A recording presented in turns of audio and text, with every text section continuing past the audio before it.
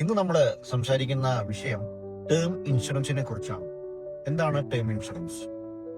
Term ഇൻഷുറൻസിന്റെ benefit എന്തൊക്കെയാണ്? അതും മാത്രമല്ല, ടേം ഇൻഷുറൻസ് നമുക്ക് എത്ര കവറേജ് വേണം? ഇതൊക്കെയാണ് ഇന്നത്തെ നമ്മുടെ വിഷയം. ടേം ഇൻഷുറൻസ് പൊതുവെ ജോലി ചെയ്യുന്ന ടൈം ഫ്രെയിം അല്ലെങ്കിൽ നമ്മുടെ റിട്ടയർമെന്റ് വരെ നമ്മുടെ കുടുംബത്തിന് നമ്മൾ കൊടുക്കുന്ന ഒരു പരിരക്ഷയാണ് ടേം ഇൻഷുറൻസ്. ചില ആളുകളൊക്കെ ടേം ഇൻഷുറൻസ് എടുക്കുമ്പോൾ 80 വയസ്സ് 90 വയസ്സ് വരെയൊക്കെ ടേം ഇൻഷുറൻസ് എടുക്കാറുണ്ട്. എൻ്റെ ഒരു അഭിപ്രായത്തിൽ അത്രയും വലിയൊരു ടേം ഇൻഷുറൻസിൽ വെറുതെ പൈസ അടച്ച് പ്രീമിയം അടച്ച് നമ്മുടെ പൈസ വേസ്റ്റ് ചെയ്യുന്നതിൽ അർത്ഥമില്ല.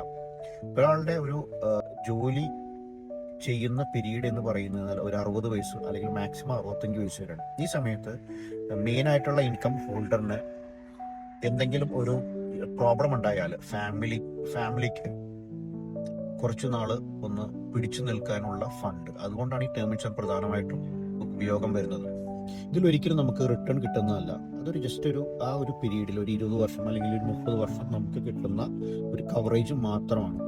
അത് നോർമലി നമ്മൾ ടേം ഇൻഷുറൻസ് എടുക്കുമ്പോൾ നമ്മുടെ ഒരു വർഷത്തെ വാർഷിക വരുമാനത്തിന്റെ 10-20% ഇതിൽ കൂടുതൽ നമ്മൾ വെറുതെ എടുത്തിട്ട് കാര്യമില്ല.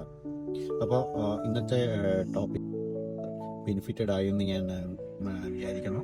വേറൊരു ചെറിയൊരു ടോപ്പിക്കായിട്ട് വരാം. ഓക്കെ, വേറൊരു കാര്യം കൂടി ഞാൻ ആഡ് ഓൺ ചെയ്യുകയാണ്. ഒരു ടേം ഇൻഷുറൻസ് എടുക്കുമ്പോൾ എപ്പോഴും നല്ല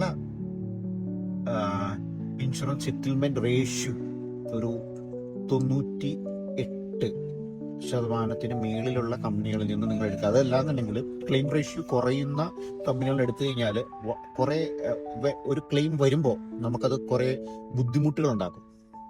ഓക്കെ, നിങ്ങൾ നിങ്ങൾ ചെയ്യുമ്പോൾ മനസ്സിലാവും അതിന്റെ പോളിസി ഇൻഷുറൻസ് കമ്പനി അവരുടെ ക്ലെയിം റേഷ്യോ എന്താണെന്ന്.